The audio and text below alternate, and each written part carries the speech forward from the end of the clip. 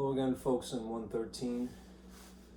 Today we're going to be covering section 9.2, second of the three parts of chapter 9. Let's see, just to keep consistent here. Today is Tuesday the 6th, so we're going to cover section 9.2 per the schedule. Very good. Okay. The packet that I have for you today looks like this. I made a table just yesterday evening. This one is blank, but I would definitely print this out, and I want to go through the exercises, basically filling in this table. I'm going to scan a completed table and have it available for anyone who isn't watching this, but it would really be ideal to go through the process because you're more inclined to remember it if you write it. Okay, so do that. Here are some tables that I swiped from the textbook. I tried to compile them all. It's really the first 3 or 4 that you need, but there are at least 10 of these from the book, and then there are some example problems. I included all of them with the solutions that have the explanation. In case mine falls short, right? And I have the tables too. Okay, there's 6 of them, but it seems only necessary to do about 4. So I'll cover the first 4 in depth, and I'll leave the other 2 for you if you're interested. Okay. So glasses, where are you? All right. Let me give you an overview, and then we'll get started. All right, here we go. Okay, remember last time we had begun the discussion about what are known as,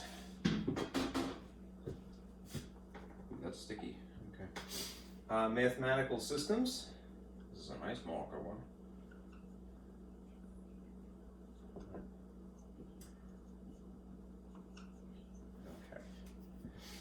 And maybe too nice. It's either too much or too little, right? Like Goldilocks. Mathematical systems have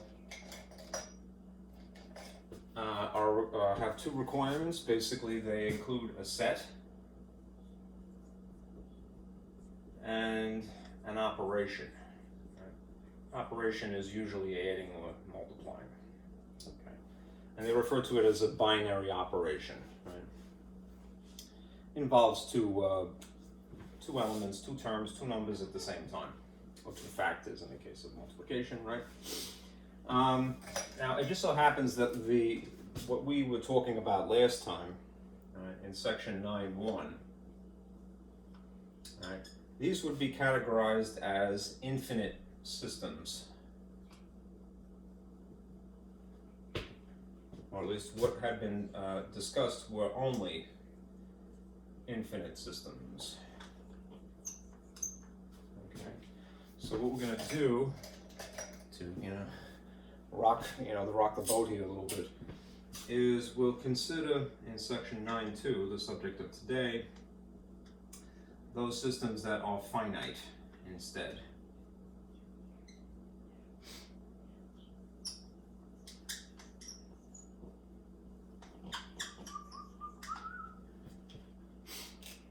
Okay, so here's an example. An example of an infinite system. Remember, it's 2 criteria. That's faint. All right, you back in the cup.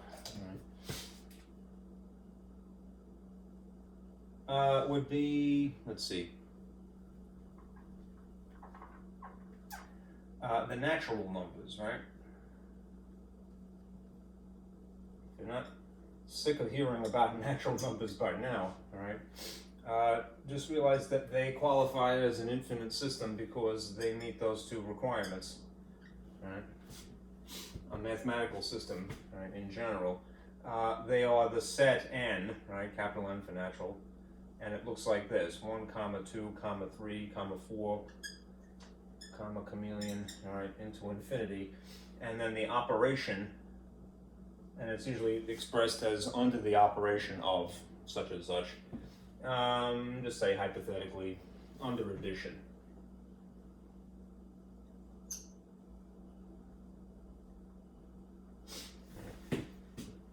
This is a system, okay?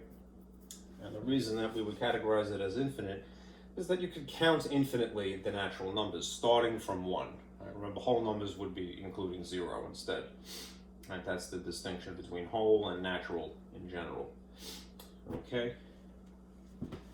If we were to consider a finite system, which just realize it means it stops at some point, it doesn't go into infinity, no ellipses. Right? The example that I'm taking from the book, because it's very good, is what they call clock 12 arithmetic.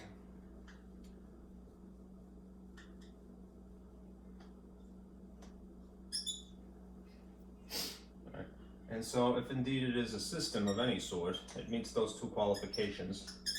Let's call it just S in general for a set of elements.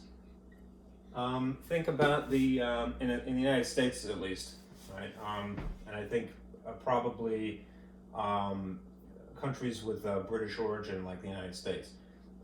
We, English-speaking people, we have clocks that go from 1 to 12, right, versus say 1 to 24, right, which we would call Navy time here, right, or military time. So the set would be, it's limited first because it's a finite system, but it will start with 1.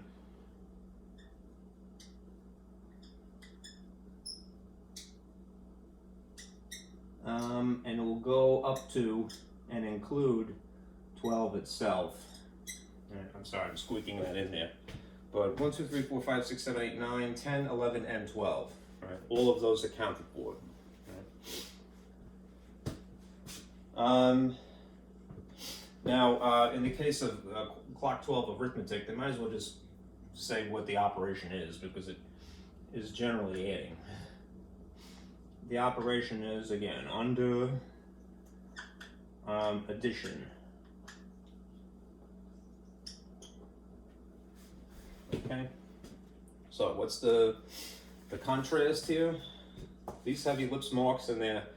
The set of elements, because they can go on forever and ever, and these come to a dead stop. All right, once you hit 12, it would be something we would have to repeat again to stick with this, right? And that's what we do, right? At least again in the United States or English-speaking countries, we have a clock that goes up to 12.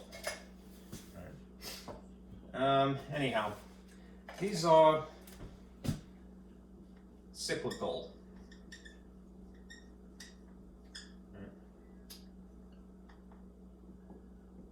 Systems, right? They have to be, right? Because if you don't have an infinite set, as in the case of the natural numbers, you have no choice but to go back to the beginning, right? So there is no 13th hour for us. It would be 1 o'clock again. There's no 14th hour. It would be 2, and so forth. All right, now what we do, right? I need the space, so I'm going to erase just above this. Let me show you how the arithmetic would unfold, and then we'll get into the discussion about the tables that you see. All right. Here is an example of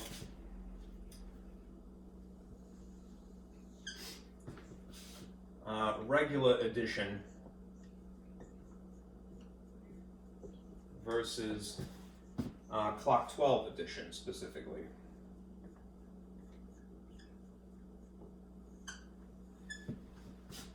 In regular addition, as we all know, I'm going to use red just for the sake of it writes nicely. This is a little too dark. I'm going to put in a light. Let's see. If you had something like 4 plus 9, you wouldn't bat an eyelash. Right? You go, all right, well, even if you use your fingers, and that's totally fine, really. Right? You get 13. This is the operation. Here are the binary addends in this case, was its addition, and this is the result, the sum. When you get into clock 12 arithmetic and things that are finite systems, it can get a little confusing, which is the reason why, at least initially, right, you probably want to print the tables that are available, because they do a lot of the hokey sort of arithmetic for you, for lack of a better phrase. So you could figure it out undoubtedly, right? But it's there as a tool to make it easier for you. So here's the same problem, but in a using a different paradigm. Right? The cyclical system. I'm not sure who is ringing my doorbell, but I had better answer it. How about me?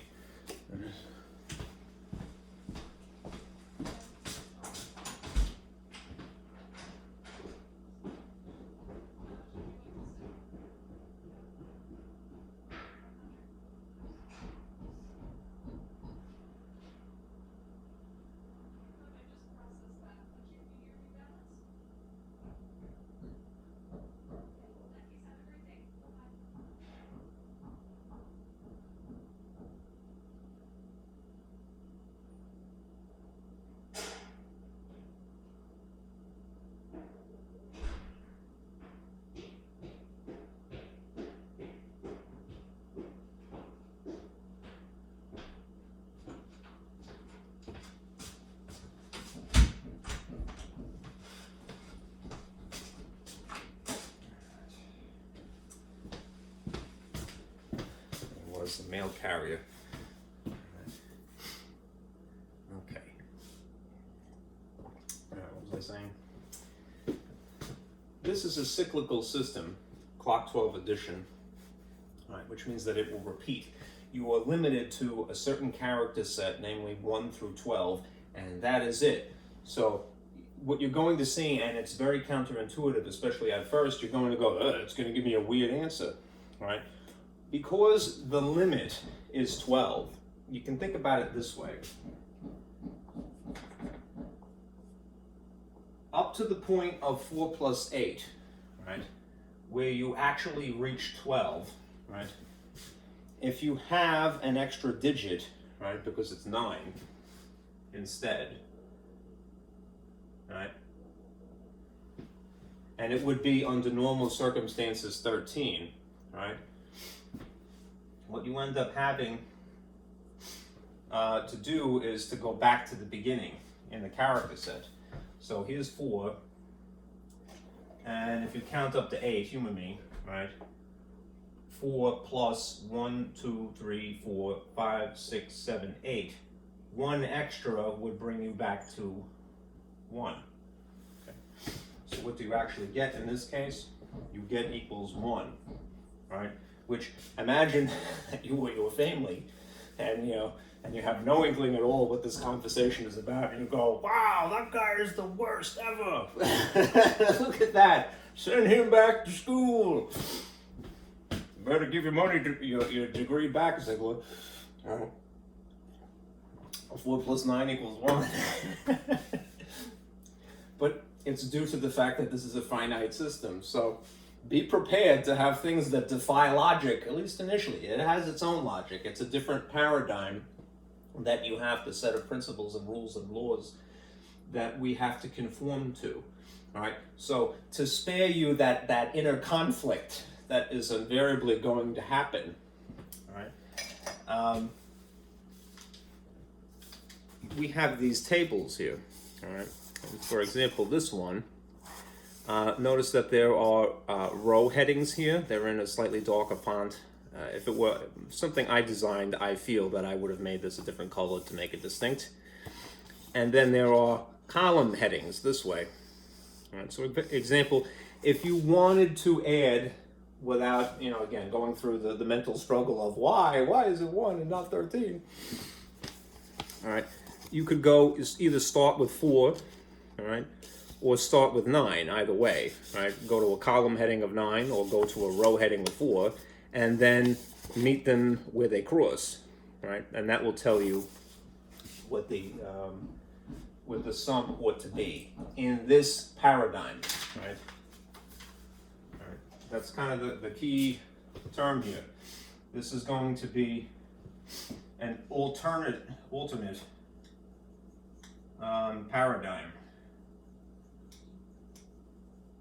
Okay, a different way of thinking, right?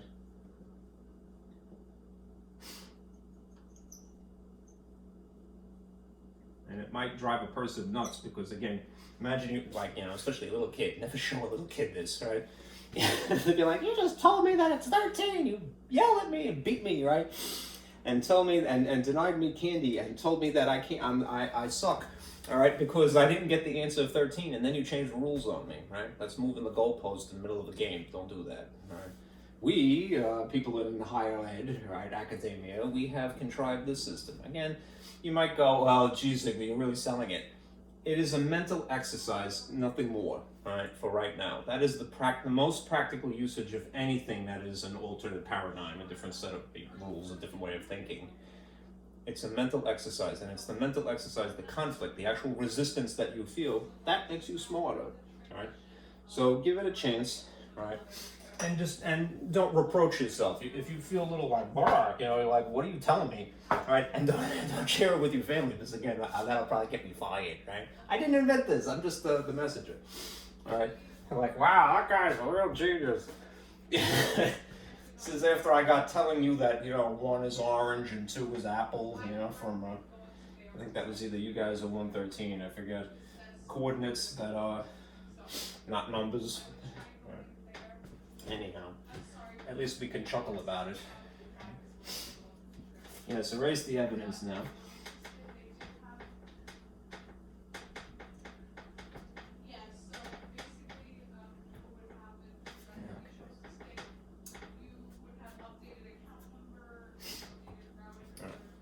So we're going to use tables to aid in our discussion of finite systems, naturally. Yeah. Let me do this now. Let me construct a completed table. I think I put it down here. Oh, not good. Did I put my own table? Dude, I hope I didn't throw it out. That's what I said. Oh no, I left it on my scanner. Humor me a minute, I have to go retrieve the diagram. Let me pull this up first. Okay. Beep, boop, beep.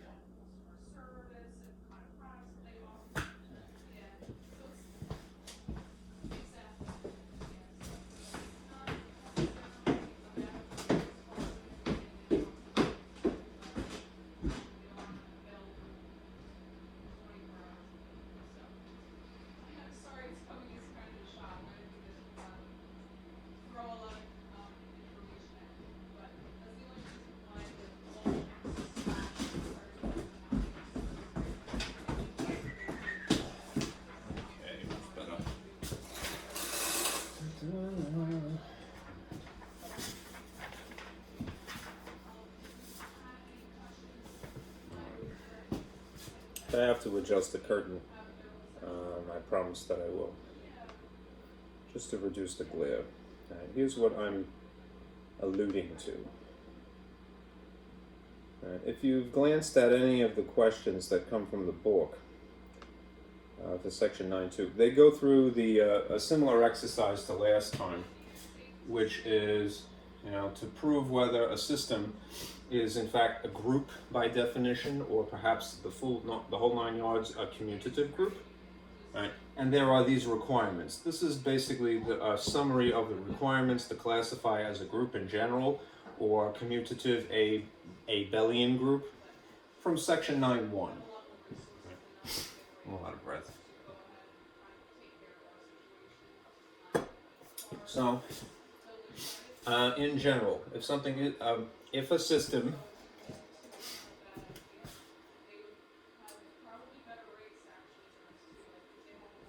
mathematical system that is a set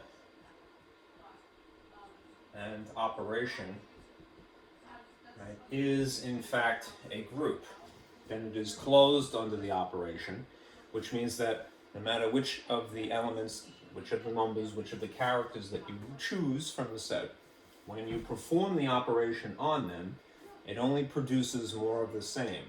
Right? So they call that closure. All right, so it's closed under the operation. There is an appropriate identity element.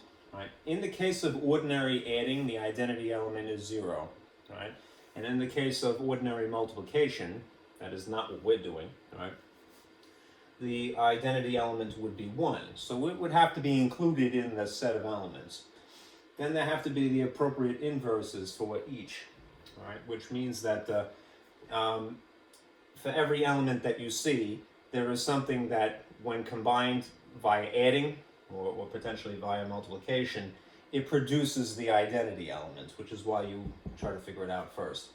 Then you can test to see if every possible combination, this is arduous, every possible combination is in fact associative, right? And then again, if you go the whole 9 yards to prove that it's a commutative group, you test every possible combination of the elements to prove that it is totally commutative. Right? Now, we're going to be dealing with tables and some shortcuts. Right? So we've already gone through this. This was basically section 9.1. All right? What we're going to be talking about now, the shortcuts basically, and how to read the tables as well. All right? This is the subject of section 9.2. This will be to our advantage because then you can do it a lot quicker. All right, let me close my door here.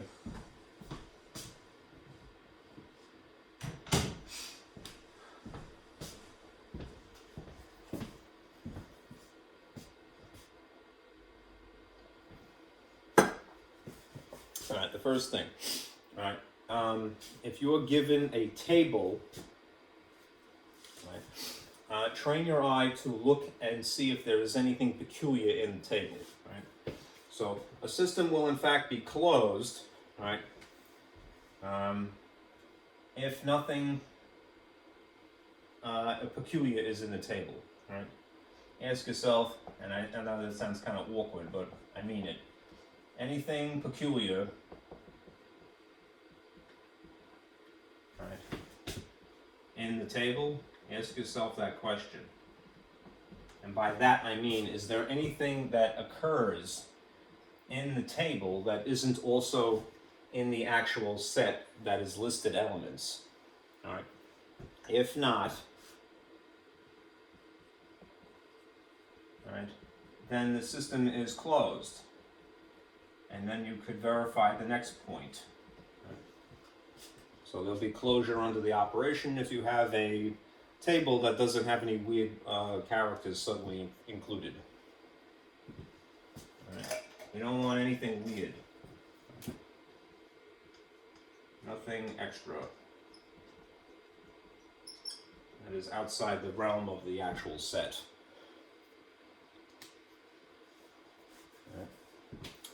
Now the next thing is the appropriate identity element. Again, under normal circumstances, when we're dealing with the infinite natural numbers set, the identity element is 1 or 0 usually, right? Depending upon if you're adding or multiplying, all right? In this case, because you'll be dealing with finite sets and they may not even use numbers at all, right? What we're going to have to do is train ourselves to read the table. Here's what I would say you should do. Look for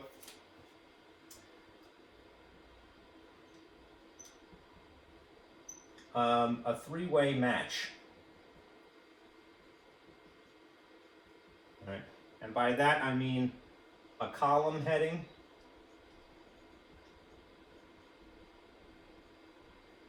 a row heading, and an intersection.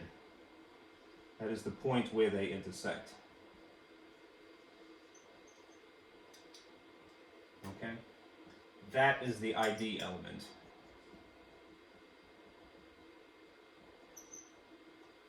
Okay? In the case of clock 12, you'll see that it's a little bit of a struggle to find it at first, but eventually you do see it. Right? It's going to be three things that are identical, all right, in unison: a column heading, a row heading, and then the point of intersection. They'll all be the same symbol. All right. All right. Now, as for the appropriate inverses for each, again, because we're dealing with a finite system, right? It isn't going to, like in the case of integers, right? The inverses would naturally be the opposite sign, right? Or in the case of 0, 0 itself, right? When you are adding. Let's stick with this formula because it will make it easier to understand, right? You're going to consider each element and then its weird operation, right? And then the inverse, right? So you're going to take each element and each inverse, right? And see if it produces the identity element. If for every element, right, there is in fact an inverse that produces the same identity element that has already been figured out, right, then you have the appropriate inverses for each. You can verify sort of automatically by trying to add, whatever the operation is, and see if you keep getting the same number like this. You'll see what I mean when we do an example. All right. When it comes to the associative property, all right, because it is the more elements, the worse and more arduous and tedious the task. A lot of times this is given. It's very faint. So this one works better. That's a wee bit better. This is often given. All right, but remember properties. You could in fact check a few. All right. See if this green is any better than that one. All right. All right. Check a few combos.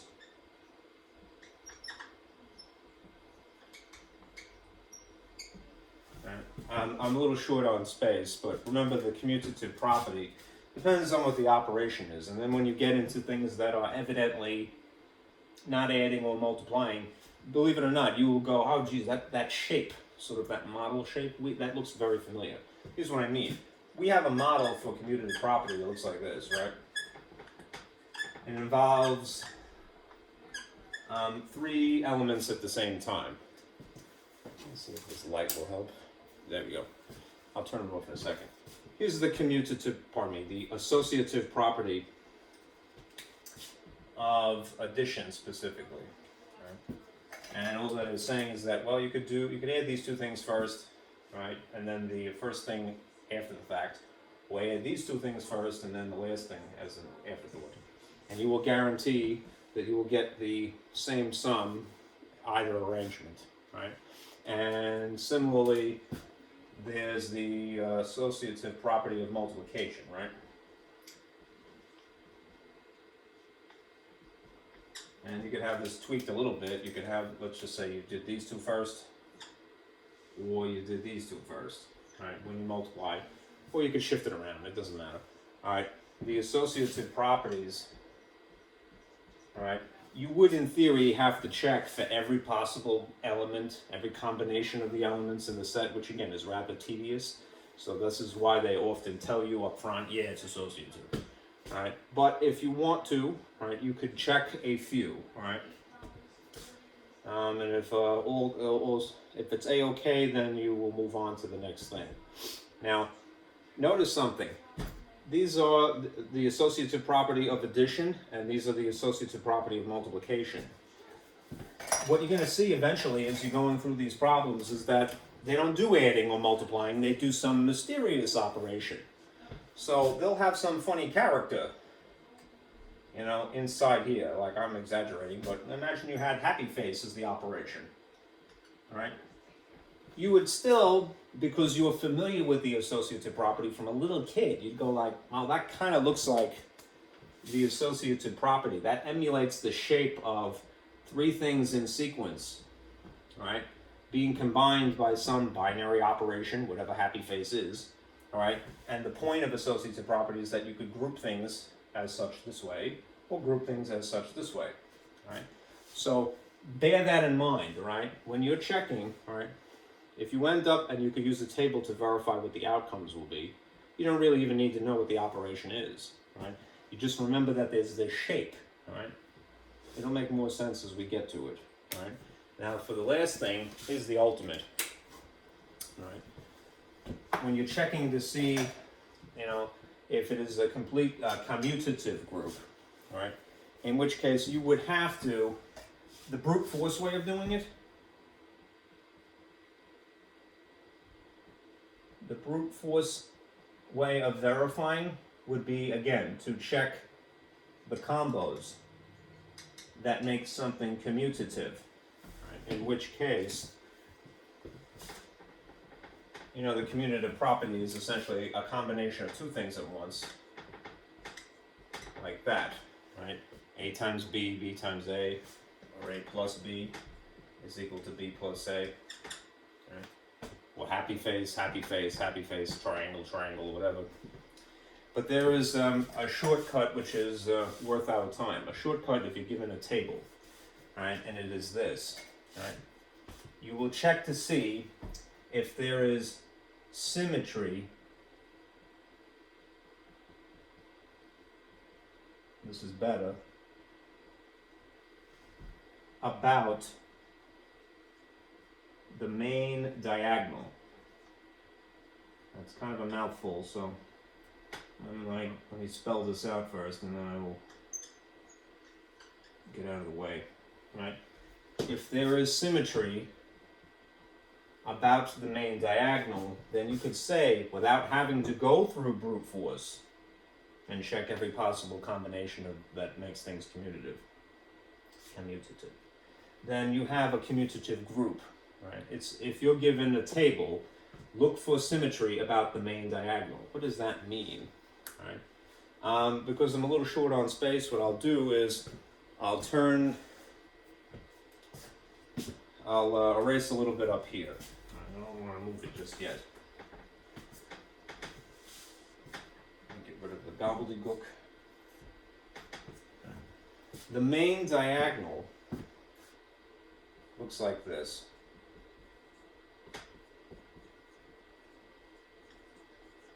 If your table is a rectangle, essentially, right?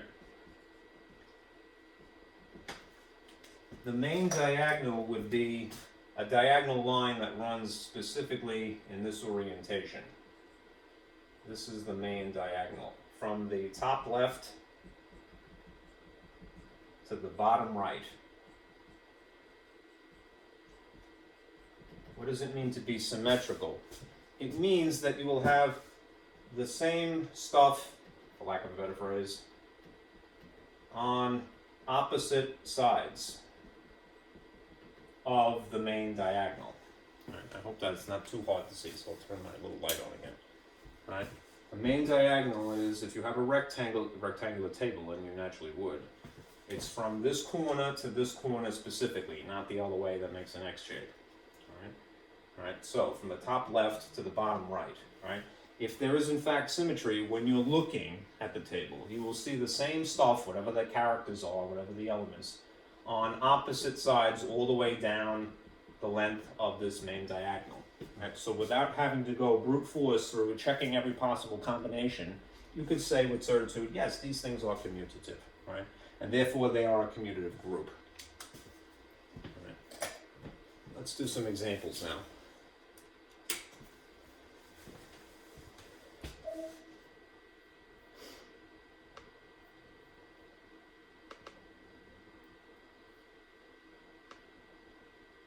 Let me pull up my Bootleg Paint here. Come on. And I'll erase all this stuff. And I'll reiterate the points that I had been making, the shortcuts primarily. Once you do them several times, even if it's the most alien subject in the world, even if it defies the logic that we have grown up with, right? Do anything enough times and you will adjust to it. Come on. Stop wiggling around. Just do that. Okay.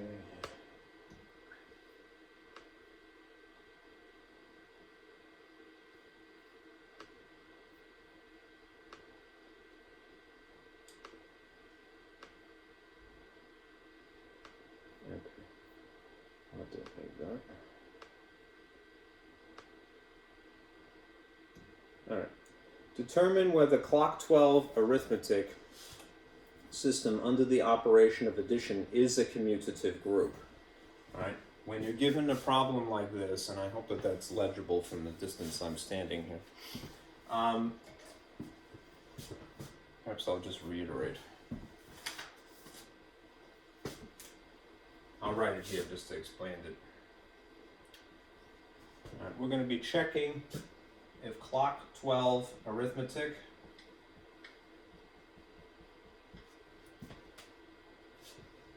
is commutative.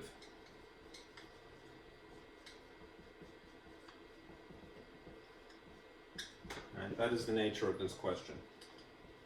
This is getting a little bit faint.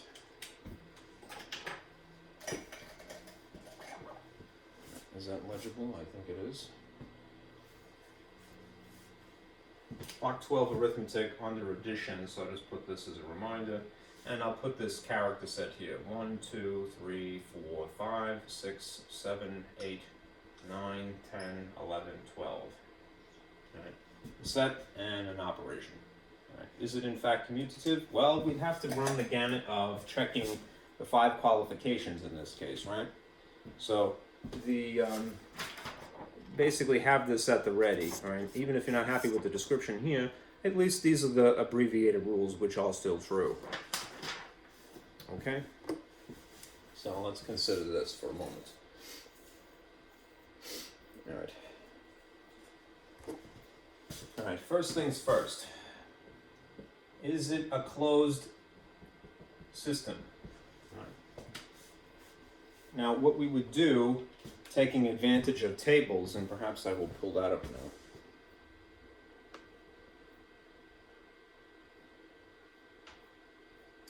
See if I had the decency to do that. No, apparently I didn't.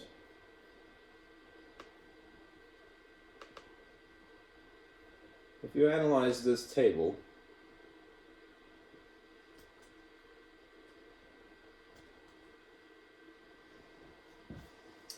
and I unfortunately have to erase this because of the bad lack of strategy on my part here.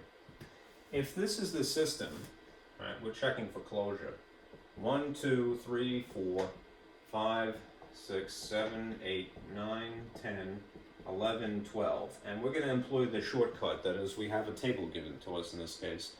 If you were to look at this table, right, do you see anything in the grid that is peculiar, that is not from the original character set? Is there something other than 1, 2, 3, 4, 5, 6, 7, 8, 9, 10, 11, 12 in the grid? And the answer to that question is no, nothing peculiar, nothing extra. So yes, closed. Right? The advantage to using that shortcut, that is to just stare at a grid that is already established and then check it for any weird sort of symbols, like there's no, happy face in here somewhere, is that you don't have to try, to check the arithmetic of adding, all of these combinations either, right? And seeing if they produce more of the same elements, right? So it's sparing you a little bit of trouble, even if it's kind of awkward. Okay?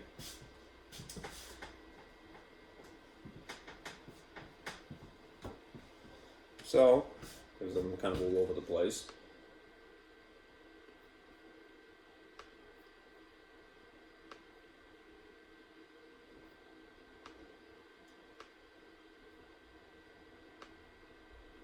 In terms of our qualifications here,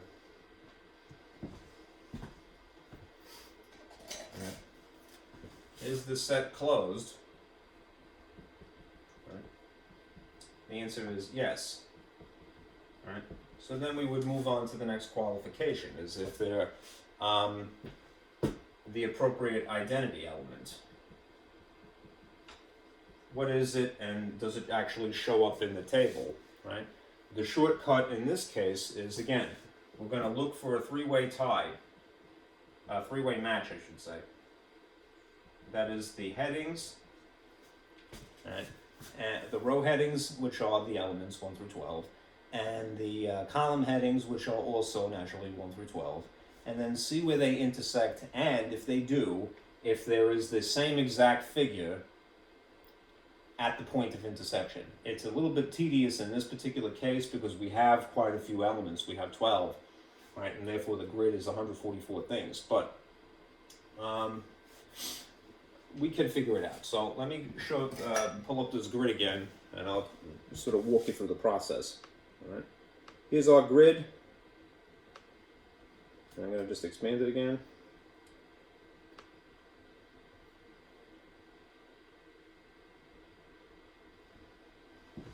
And for lack of space, I have to erase this. Human being. Here are the column headings, slightly darker. Here are the row headings, right? We want matches, all right? So we're going to start with a 2 by 2 match, right? 1, 1, and here's the point of intersection. Is this point of intersection the same symbol as these two? It isn't. It's the number 2, all right? Next match, 2 by 2, all right? At the point of intersection, we see 4. That's not a three-way match. 3 by 3. The point of intersection is 6. That's not a three-way match. 4 by 4, it's 8. 5 by 5, it's 10. 6 by 6, it's 12. 7 by 7, at this point, when you get to 7 by 7, you see that you are 2 again, right? Rather than 14, because it is cyclical, all right? So you might be a little frustrated at this point, but stick it through. There's a limit here, right? So 8 by 8, 4, all right. 9 by 9. Kind of losing my place here. 9 by 9 is 6, all right. 10 by 10 is 8, all right. 11 by 11 is 10. And then finally, having gone through the whole exercise, you come to the end, all right? And you notice that when you get to 12 by 12, what happens? You get the three-way match, all right? That doesn't always happen, having to go all the way to the end to figure that out, all right? So just be patient, all right? And as long as you stick it through, you'll eventually get to it, right? That is the three-way match. What do I mean three-way match? The column heading, the row heading, and the point of intersection are all the same figure. That is the identity element. So, the identity element exists, and it is in the table. So to move this out of the way again, we have I'm sorry, I have to keep writing this because I don't have board space. We're checking our criteria here, right? Is it closed? Yes. All right. Is there the appropriate identity element included? All right. Yes. All right. And it is 12. All right. Now the third step is, are there the appropriate inverses for each? All right, and in this case, you don't really need the table, you just more or less need a formula. All right, we know what the identity element is now, it's 12.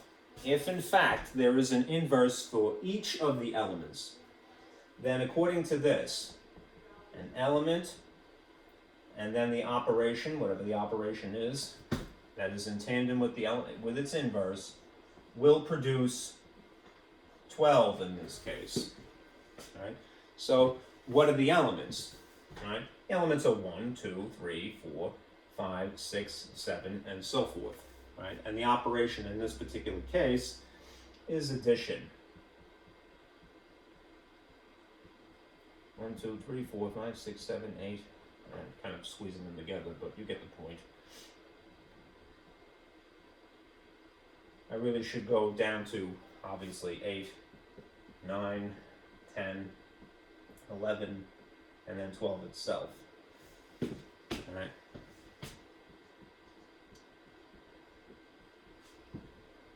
We're trying to figure out if these inverses are present. they will equal 12 in every single case, if in fact they are present. 1, 2, 3, 4, 5, 6, 7 in theory. Alright, I'm sorry I'm squeezing this in here. Alright, now, you could do the arithmetic in your head, but what you'll do is, well, why don't we take advantage of the table now at this point, alright? Let's call these the row headings, and these the column headings, alright? And see the points at which they make the amount of 12.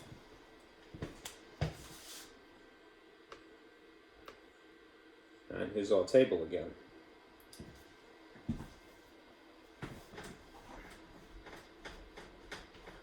When we do the subsequent ones, I'm just going to go a little bit faster, but it's better to go slow when you're introducing something. Okay. Element number 1. All right. Where does it equal 12? They really should have put this in a darker color. I don't know why they didn't do that. This is a row heading. Let's look at the column heading that makes 12. It's 11. Right. So what does that mean? It means that the element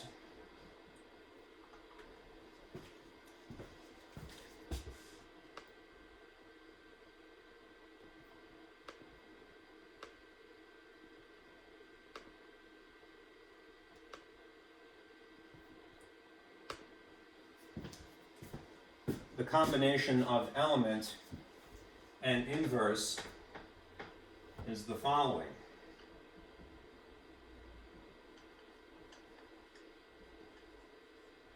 That makes 12 is apparently 1 plus 11, which is only natural, right?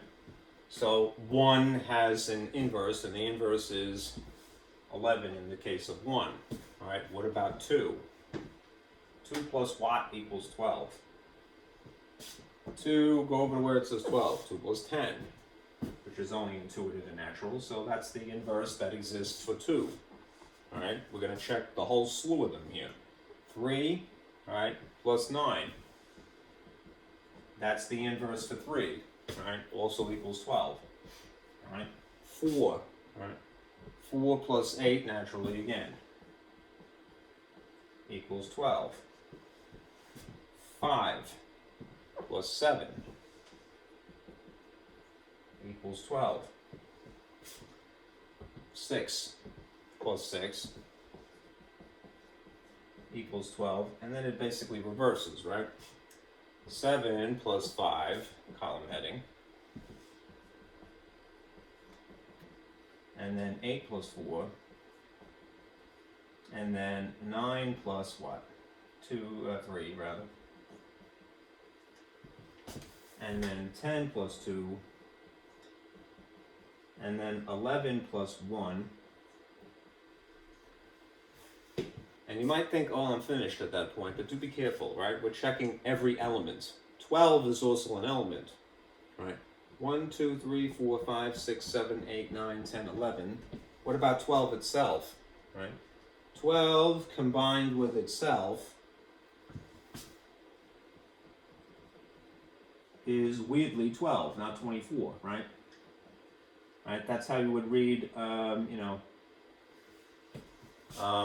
clock, at least in the United States and other former British colonies, all right? So 12 plus 12 is 12, right?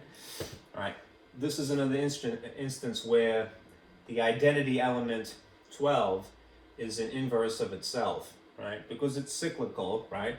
You don't go, you would go back to 12 again. Another 12 hours added to 12 is 12 again on a clock face, right?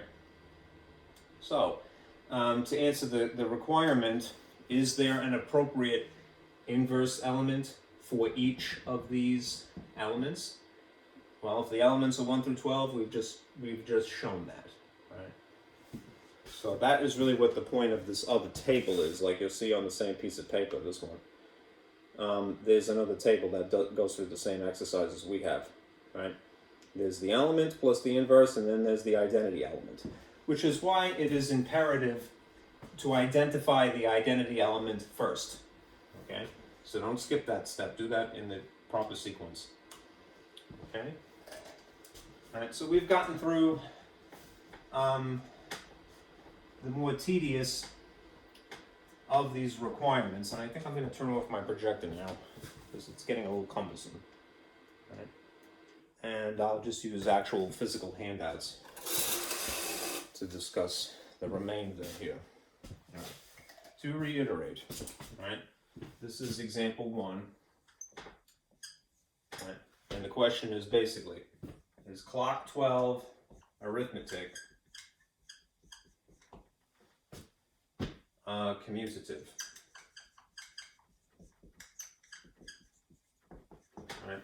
Clock 12 arithmetic, again, is this set of characters, elements,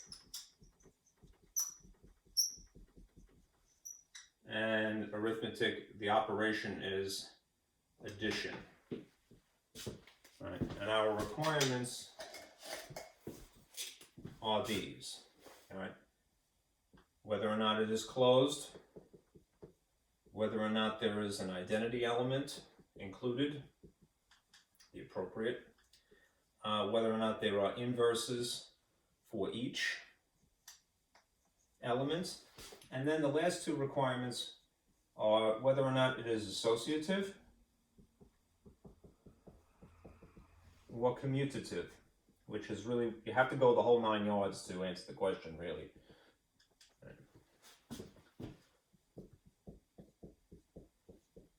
Okay, from our shortcuts, right, we know that yes, in fact, it is closed because there's nothing weird that shows up in the grid, right? You look at this table, you don't see anything but the characters, that is nothing but the elements 1 through 12. The identity element itself is 12, right? So there is an identity element appropriate, all right?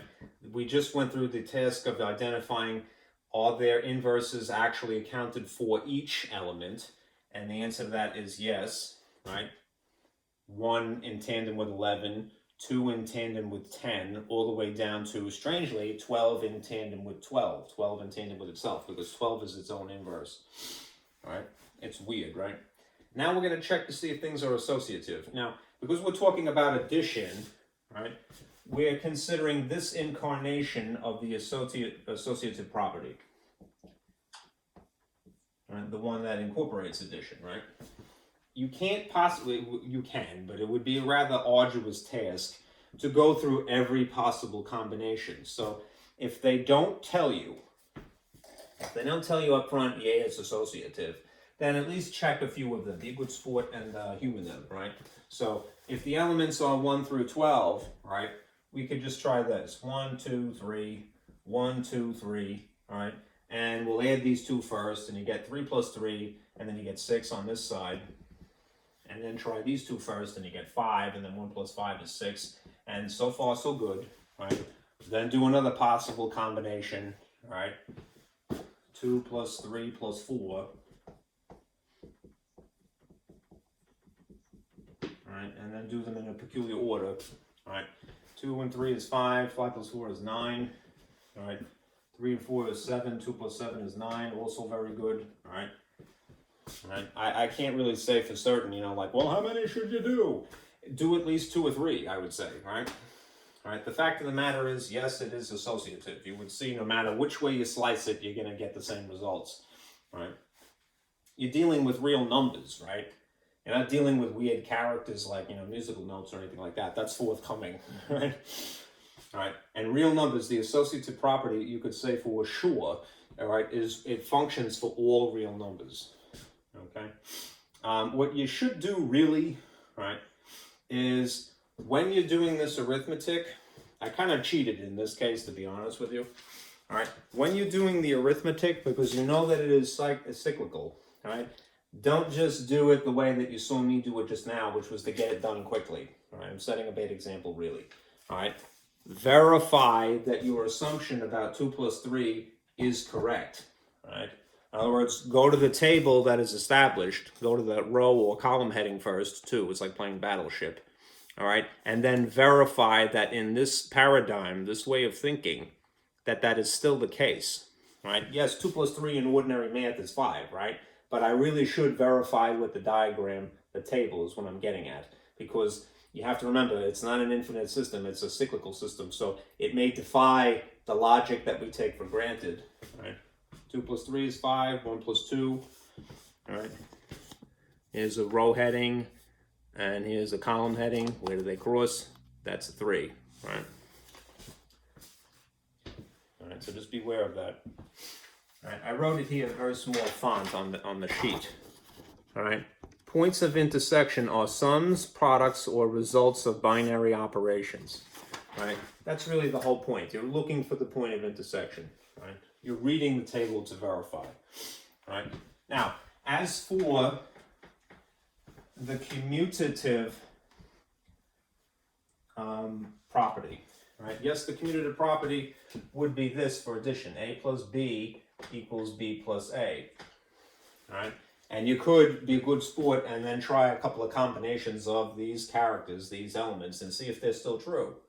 All right? But it would be arduous to do that.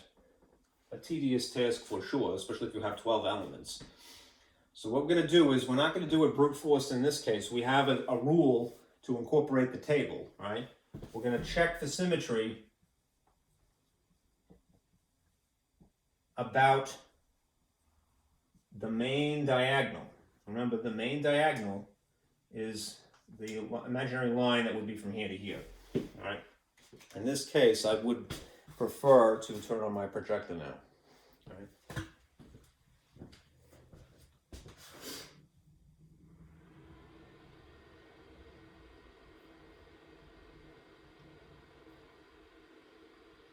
I don't know why I went to sleep. Come on. All right. Okay, if we have this grid here,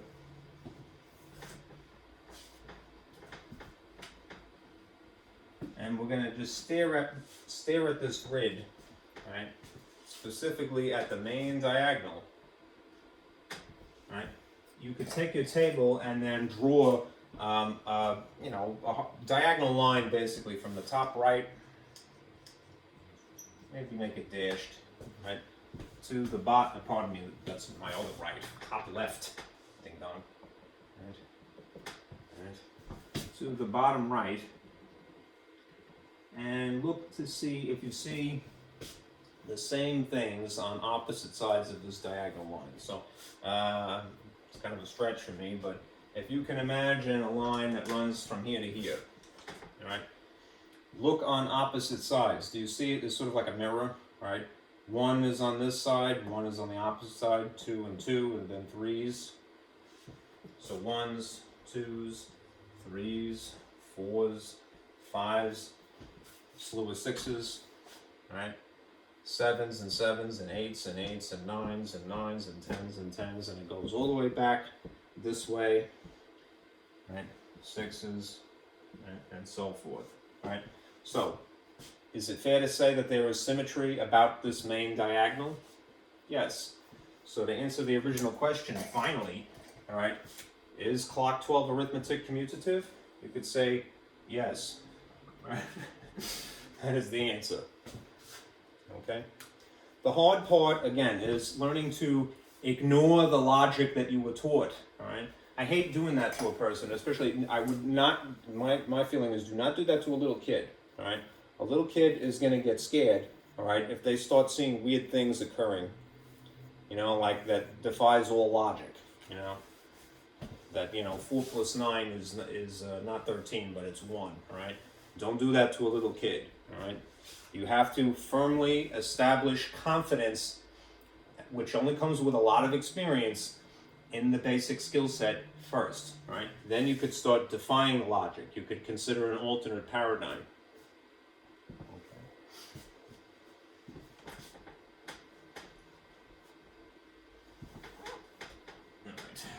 Go a little bit faster now, because we have established these 5 key points. All right. So maybe I can get away with just sort of showing you the physical copy, just not to have to keep turning the projector on and moving my software around. All right, humor me.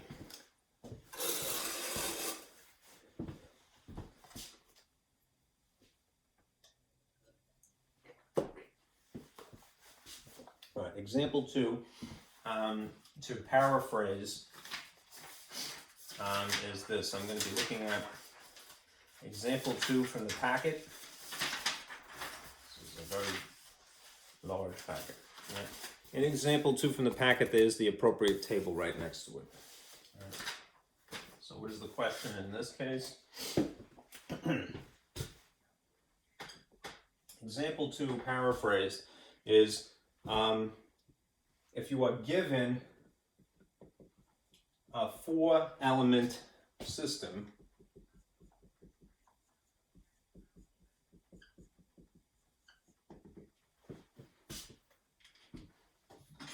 to sort of analyze it and tear it apart.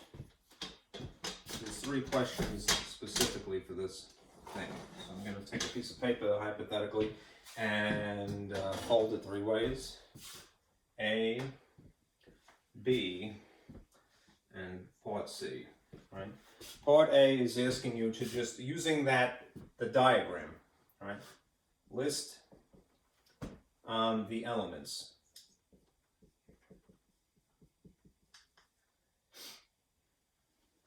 Right, and now again, if we're going to list the elements, we might as well go back to set notation, right? So I'm going to use fancy braces, a couple of commas, and we'll figure out what the elements are.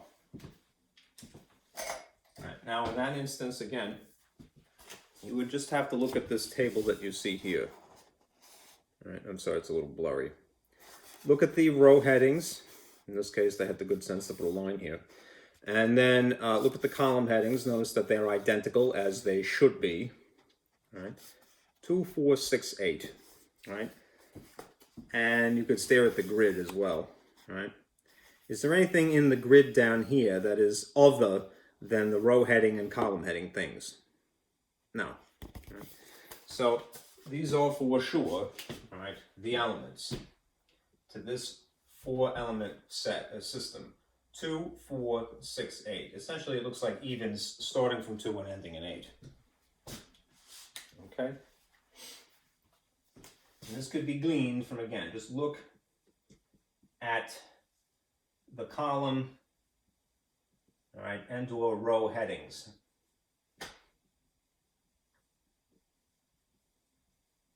When you're reading the table. Now, part B is to identify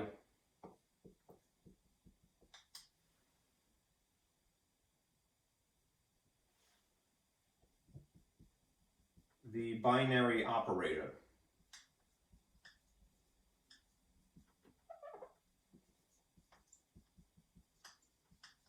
This is referred to as a system, which means that, yeah, it's a set of elements, but then it wouldn't actually have a binary operation, right? Now, under normal circumstances, what is that? It's usually a plus addition or an x multiplication. But, all right, this is just getting you to sort of expand your mind beyond that limitation. So, if you look at this, again, this table up in the corner, you see weirdly what would be the operation. I'm sorry, it's a little bit blurry. Right? What is this operation? Right? They chose to use a mysterious symbol other than the traditional plus or x for the operation. They used, weirdly, right, the copyright symbol.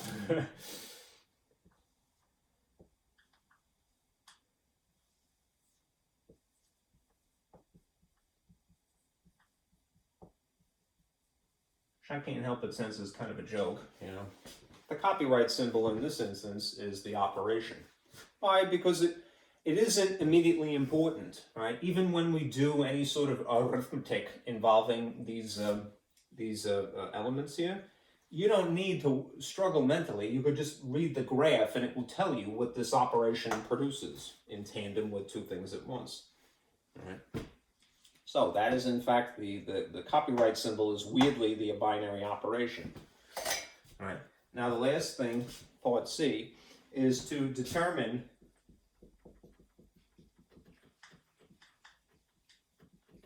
if it is a commutative group.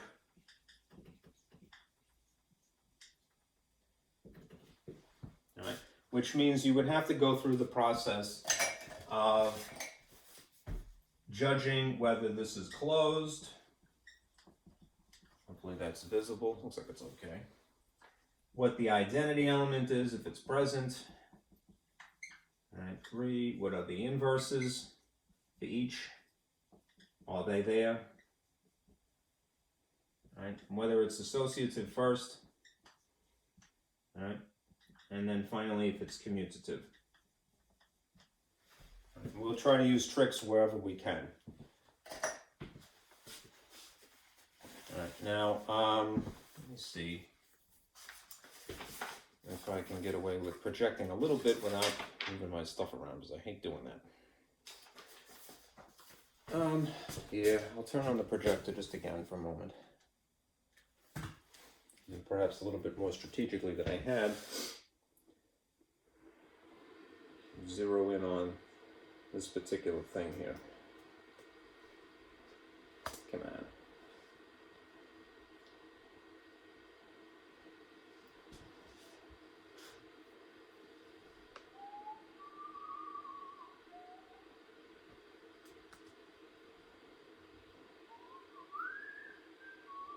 Alright, this is not cooperating. That will have to do. Okay.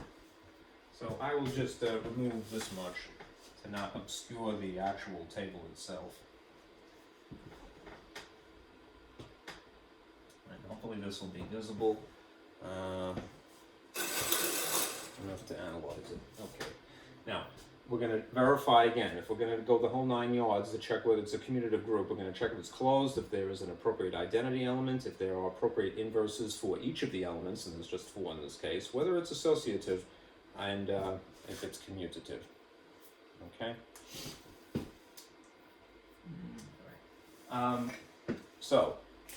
We have the elements established. The operation in this case is, again, really the copyright symbol, but that's fine. Right? If you stare at the grid, right, do you see anything in this grid that is peculiar, that is other than what are the column and the row headings here? And the answer to that is no, nothing peculiar, nothing weird. Right. Suddenly, so yes, it's closed. Moving on. The second thing is the identity element. We're going to look for, again, a 3-way match to zero in on the identity element. All right, so we're going to look at pairs here. Row heading, column heading, right? The point of intersection is 6. That means that if you were going to instead of add, if you were going to combine 2, copyright, and then 2, whatever this operation is, you get weirdly 6 in this system, this paradigm. All right, what about 4 by 4? You get 2 again. All right. What about 6? You get 6. That's the 3-way match.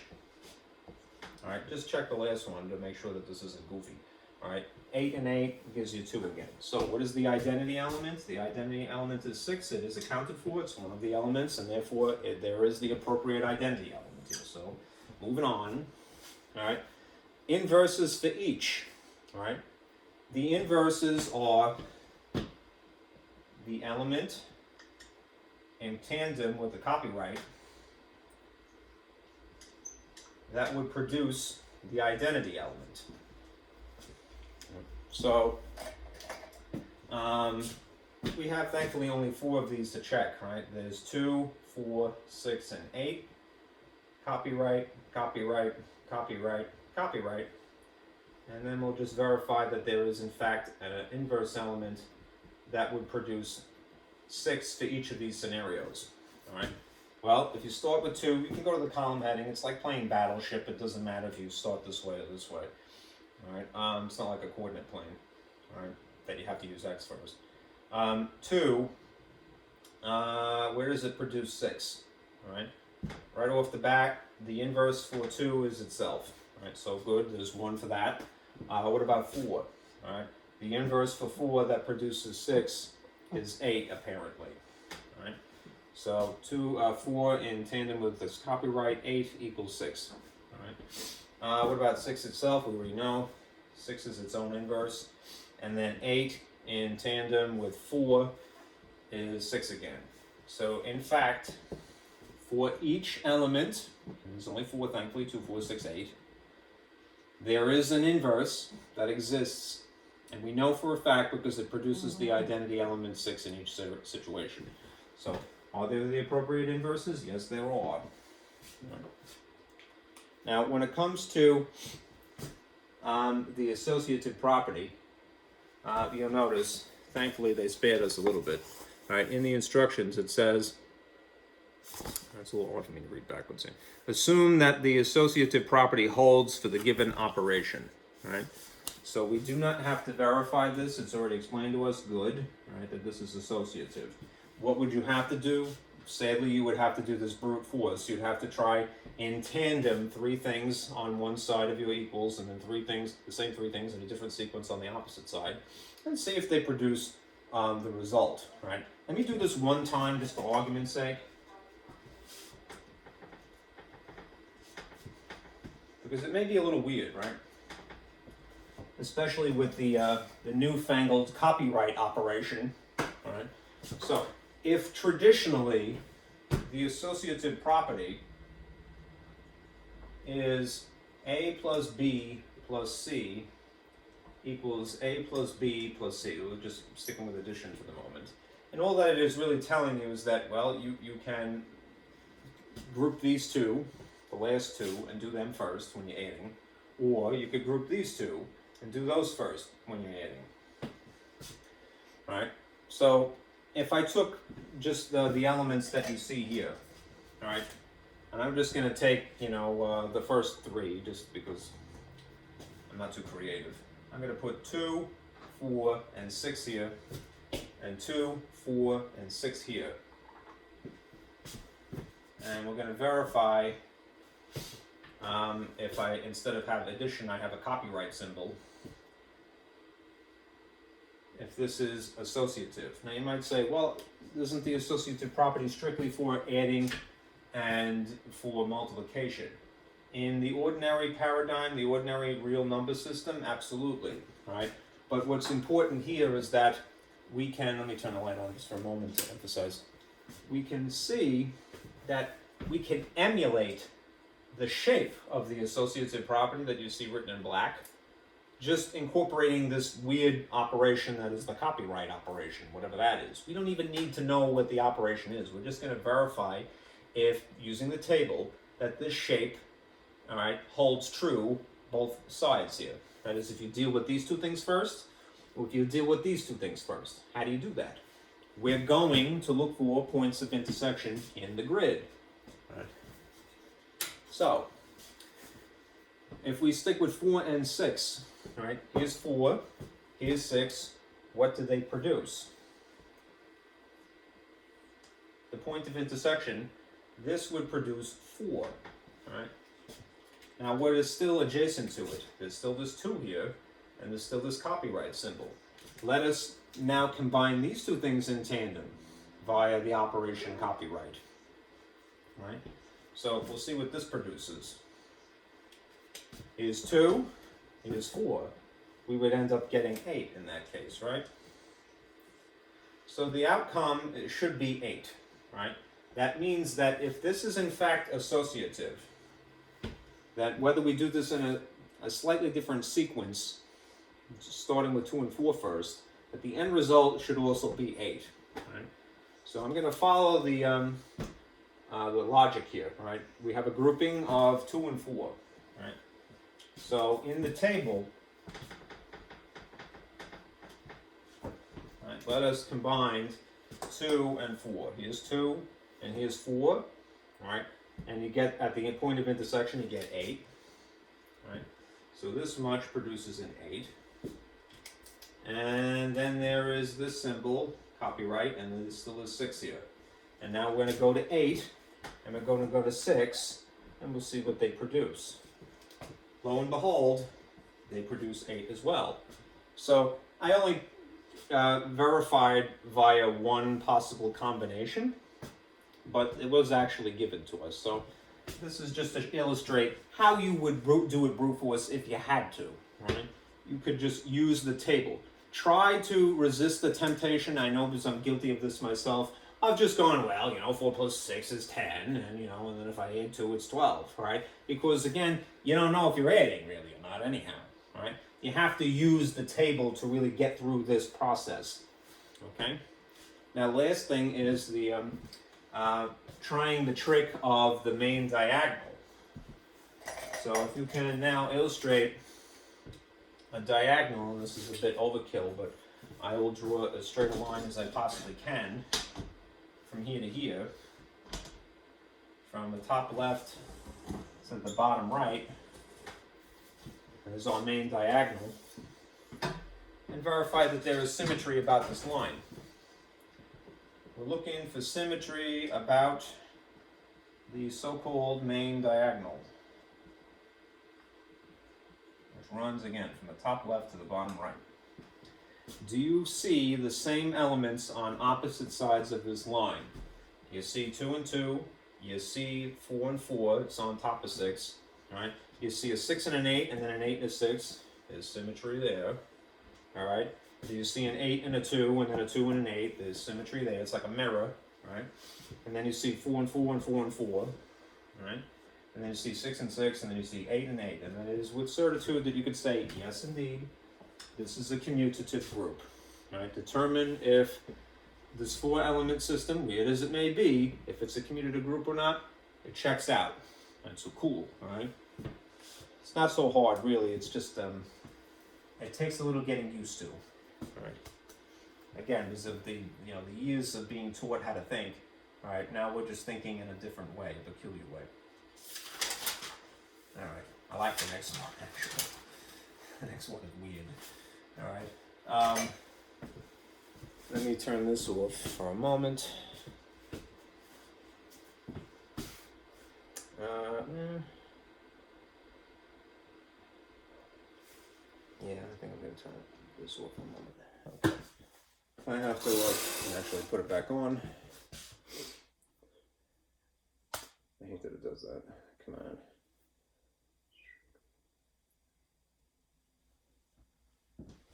All right, this is for example 3.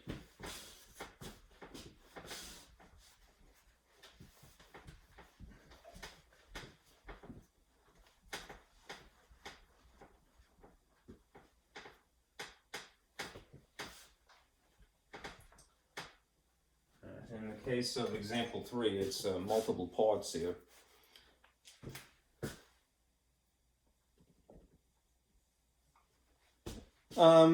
Basically, we're going to use table,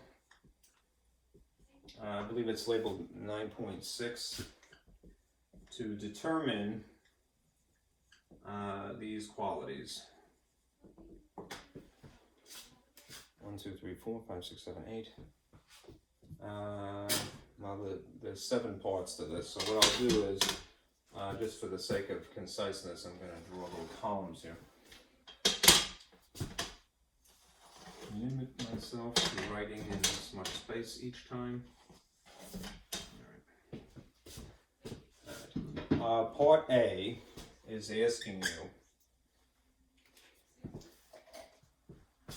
what is the set of elements.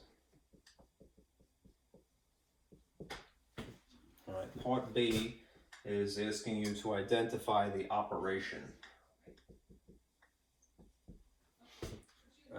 C is really running the gamut, starting with whether it's closed or not. D is what is the identity element.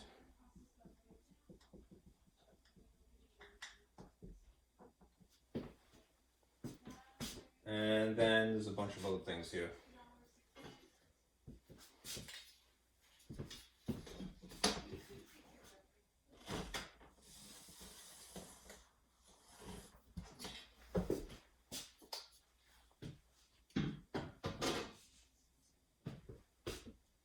E is asking you to check what are the inverses, or what is the inverse specifically of the element, and you're going to see one of the elements is the letter E itself. And then for F, this one takes up a bit of space, so I'll give it 2 columns here. F is to prove this relationship. E diamond the pound symbol. I believe that's pounded. Well, it doesn't have the mark across it. E and E diamond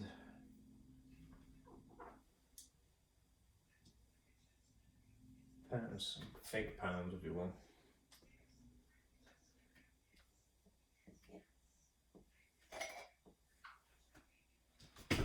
And then G is this. I'm probably going to need the space, but I'll write it now just to verify. Upside down omega, diamond,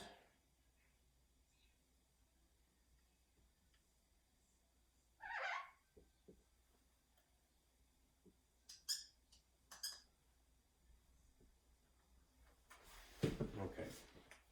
Given the table 9.6, determine each of these aspects, qualities of the system. Okay, it's a way to basically verify without, when it gets to the inverses, not having to check every single inverse.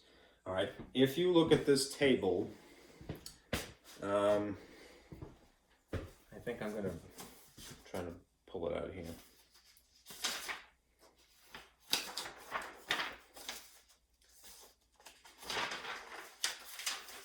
If you look at the bottom here,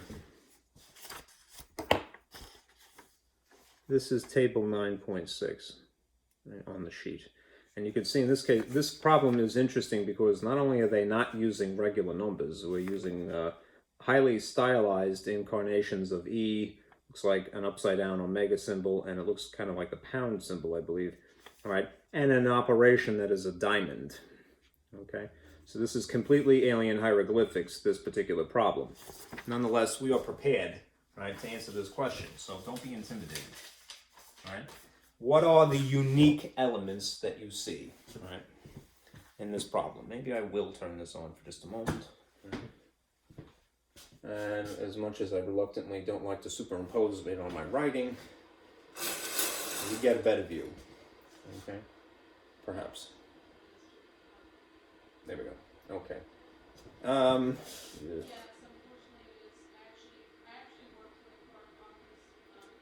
Okay. Sorry for that. Here is the actual table 9.6. All right. Again, when we're trying to identify the unique elements, look at the row headings this way, or the column headings this way. They should be the same thing. All right. And identify what are the unique characters. You see a stylized E. To me, it looks like an upside down omega symbol, and I think the pound symbol, but I want to say the pound symbol should have a line across it like that. All right, if I'm not mistaken. All right. Pound is in the unit of money. All right. So, to answer this question, what is the set of characters? All right, we would write this. Fancy brace, and then the E, the omega, and then the pound. I'm just going to call it those things, even if they're not technically, because that's oriented wrong and that may be lacking something. All right. So Euler's number, omega, pound. All right. What is the operation in this case? The operation is not even a plus anymore. What is it? It's up in the corner here. It is a diamond. Okay. And then we could verify whether this is closed or not. How would we do that? We would stare at the grid, right, and see, is there anything in the actual grid that is, this really should be a different shade here, this column, all right? The actual grid of the cross points of intersection. Is there anything peculiar in here that isn't the elements that you see in the column heading or the row heading, all right? No, all right? Nothing peculiar. All right, so therefore, yes, it is closed. One could assume. Then the identity element, right? The identity element, I'm still kind of dependent upon the grid here, unfortunately. Yeah. We're going to look for a three-way. Trying to get it not to do that.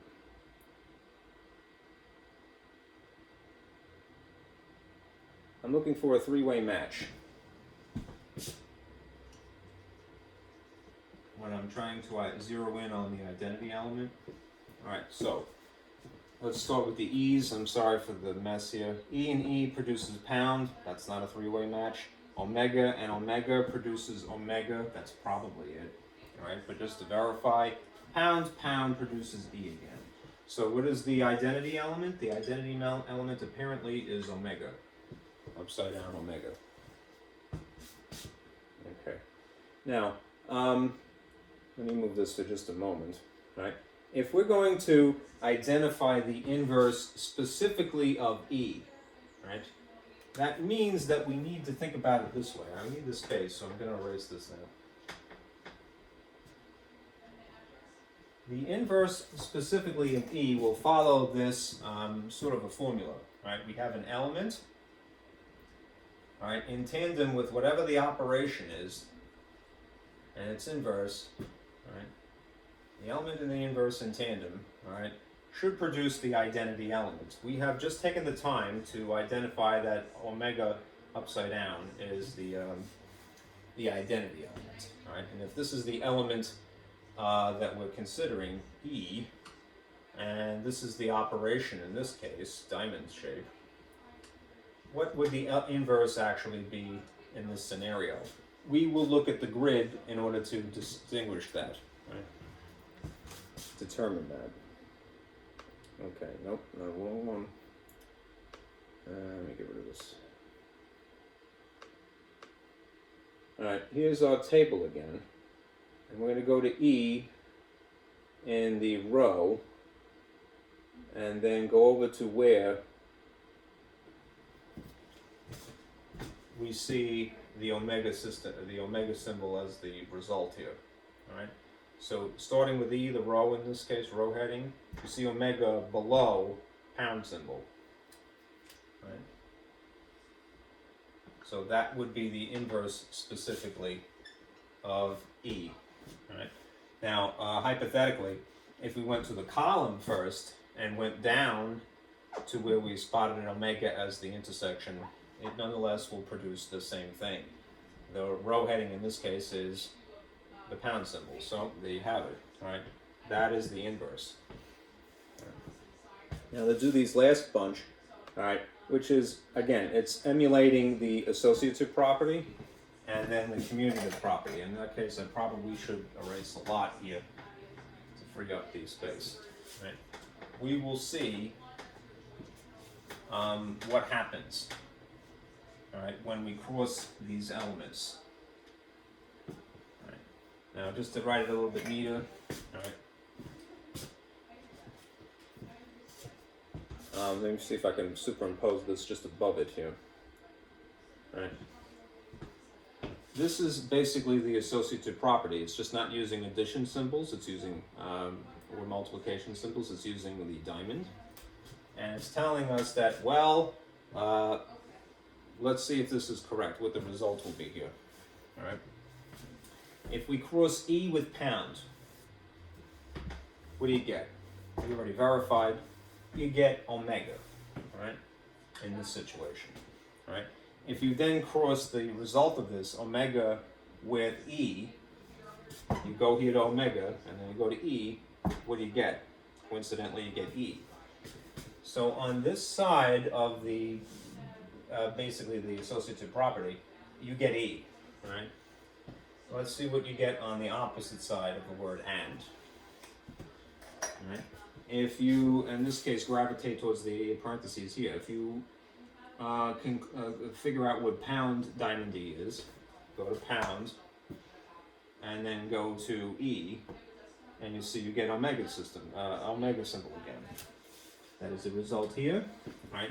If you then combine E diamond with omega, the result, E, omega, you get E again, right? So indeed, you get E equals E, right? Or E and E in this case. Right? So that is the result of this operation, of this sort of a property that is like the associative property. If we now check out what looks to me like the commutative property, right? The commutative property in this instance is omega diamond pound on one side of and then diamond, pardon me, pound and then diamond and then omega again on the opposite side. Let's see if it's commutative.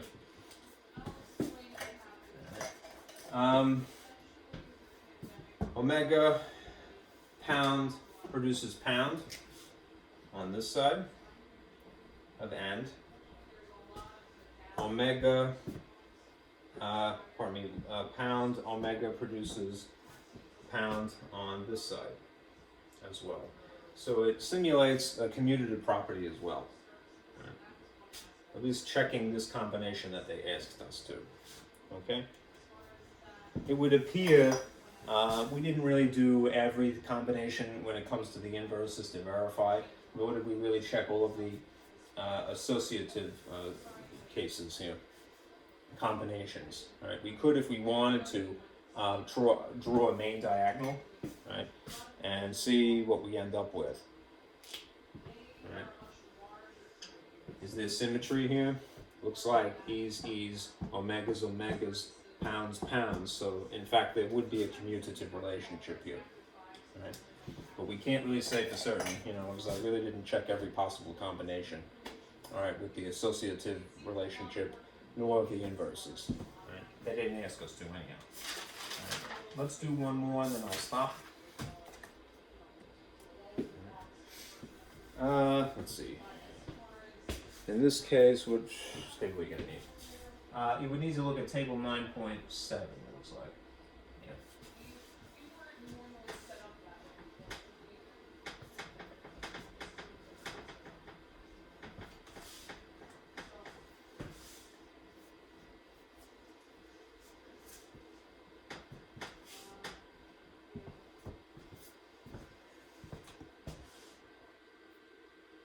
All right. Here's 9.7. I'll try to squeeze this in as best I can.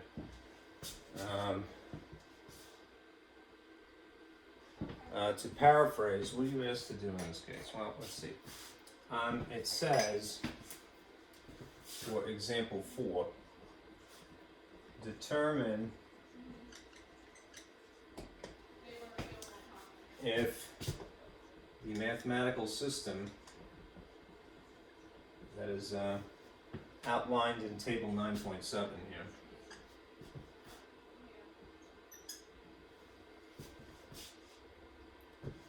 is commutative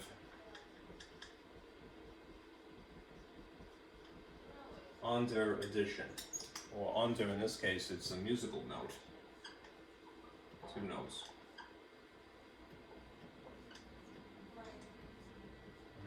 Again, we're going complete alien hieroglyphics here, right? Nothing really familiar. These are Greek characters in this case, right? But the operation is 2 notes, right?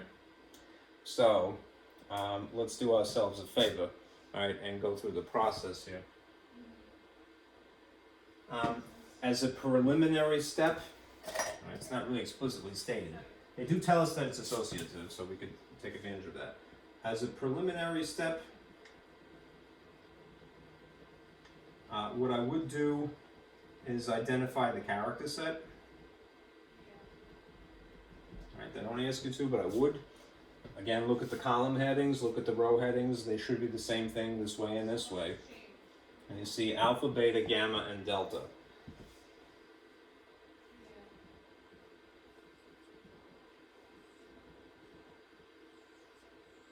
Right, those are the elements in this case. What is the operation? The operation is apparently these notes in sequence. Okay. Now, in order to verify that it is commutative, all right, we really could just we could try the main diagonal thing first, but it wouldn't necessarily be a group per se, all right? So we really should be, I should really add that, all right? All right, is a commutative group, so it really must meet all 5 criteria, all right? So number 1, all right, Again, is this closed? Alright, number 2, is there an appropriate identity element included? Number 3, are there inverses for each?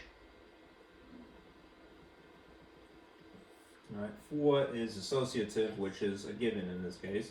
And then 5 is commutative. Alright, we need to verify these things. We'll try to do it a little bit expeditiously, alright, by using the shortcuts that we have established. Is it closed? Do you see anything in here that is not of the row heading, column heading, or the row headings? Nothing unusual, right?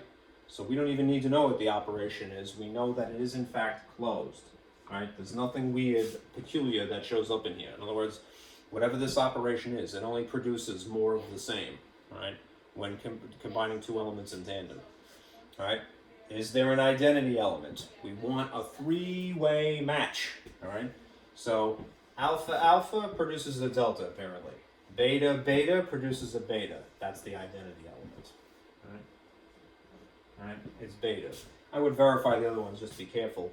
Gamma gamma is, gabba gabba, it sounds like, right? Is delta, right? And then delta delta produces beta again. So three-way matches, in fact, this is the identity element, all right? Now, as for the inverses for each, we really should check all of them. There's not a lot of them, so there's only 4 elements, so let me try to kind of fit that up here.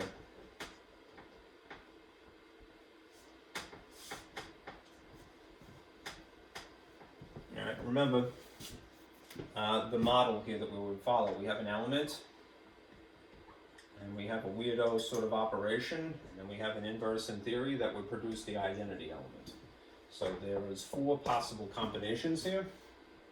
All right. We're going to check to see if there's an inverse for each. All right. So alpha, beta, gamma, delta. All right. And the musical note, 2 of them, would be the operation, as strange as that is. Okay. So we'll see if there's an inverse for each of these. In any case, what they should do is they produce the identity element in this case, which is beta. All right. So looking at the table, alpha operated with its inverse will produce beta. Let's see where the result, the point of intersection. These, realize again, are points of intersection.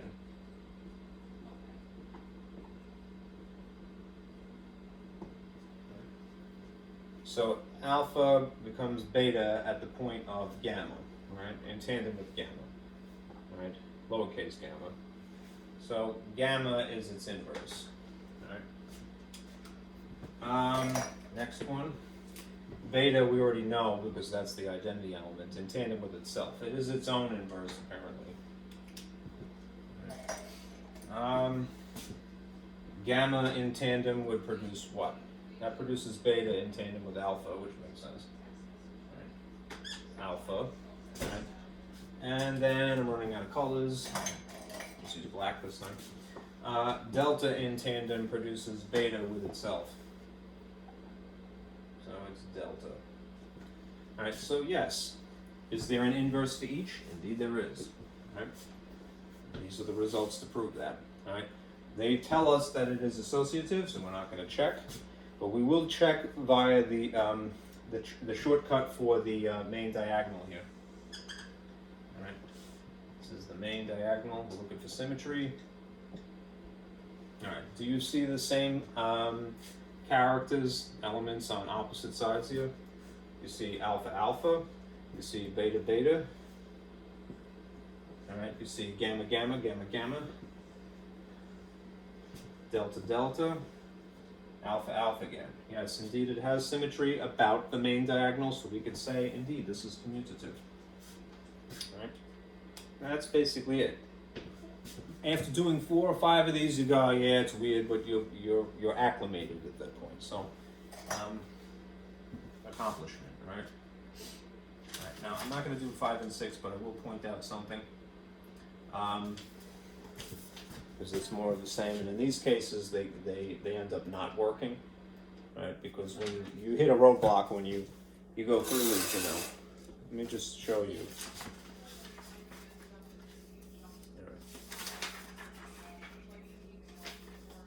Which example is this? I just want to point this out. Because it is a weird thing that may come up. It's not your fault, it's just the way it is. Alright, for example 5, right, you would use this table adjacent. It says determine whether the mathematical system defined by 9.9 table is commutative under the operation. And what happens is that you get as far as requirement number 4, right? Checking the associative property. All right, and then you'll see that it doesn't actually work. All right, so rather than sort of like build you up for a big letdown, here's the result of number 5. You end up with something that is not associative. You get a different character on opposite sides of equals. In this case, it looks like a z and an x. All right, so z is obviously not x. All right. If something is not associative, all right, and when you check criteria 4, then you don't bother with the 5th criteria, right? It can't be a commutative group if it isn't a group to begin with, is what I'm getting at. Right? So maybe I should just write that explicitly.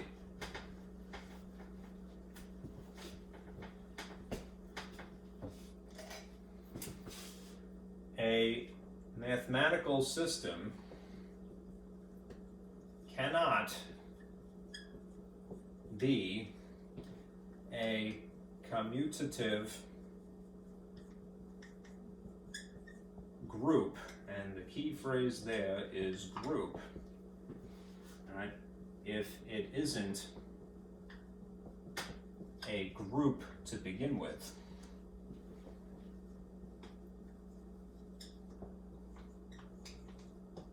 All right. Remember, you have to check these 4 requirements first, which includes associative. If you get to the point of associative and you hit a brick wall because it just clearly isn't associative, as in the example of the case of example 5, all right, then you can say, yeah, it's not a commutative group because it's not a group, right? Commutative group is a subset of, all right, groups in general, right? It's a more specific example. So if you don't, like, it's like, you know, you can't verify, you know, if something is a rectangle, you know, you could check to see if it is in fact a square, if it fits the stricter requirements that all the sides are equal. But if something isn't a rectangle to begin with, you wouldn't bother checking to see if it's a square. You know? All right. Let's see.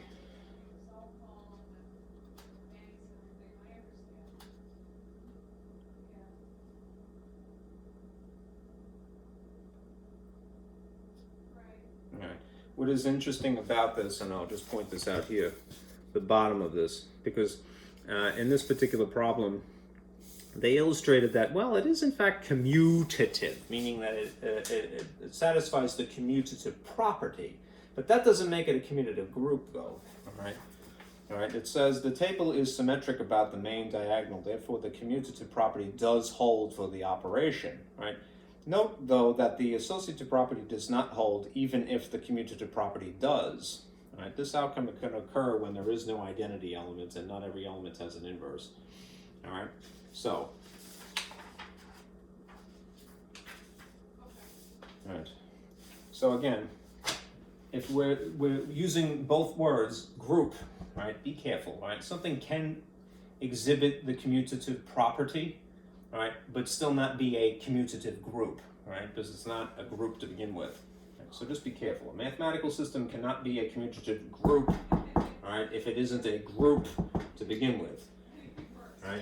And it might be, in this other case, you know,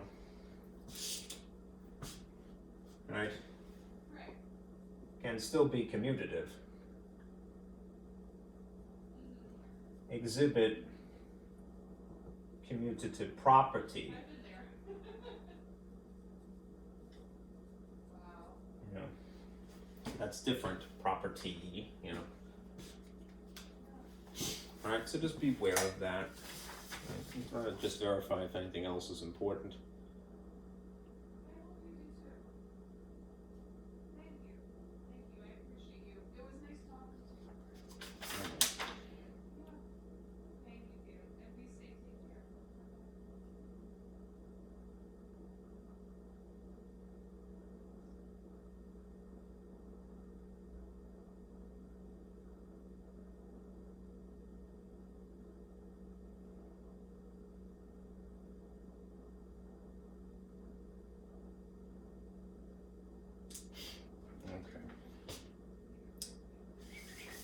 Let me just leave it at that. Okay, for homework, right, naturally, if you keep in pace, and I would try, because this stuff is a little hairy, right? In my lab, I do section 9.2, right, to keep pace. Right. I would not do 9.1 and 9.2 and 9.3 at the same time if I could avoid it, because as you can see, it takes a lot of getting used to, not to dissuade you, right? I'm just, that's the best advice that I could possibly give, right? Do it in, baby steps, right? And over the long run, right? You'll learn more that way, okay? All right, so I'll see you again on Thursday, all right? Be careful, all right, out there. Take care.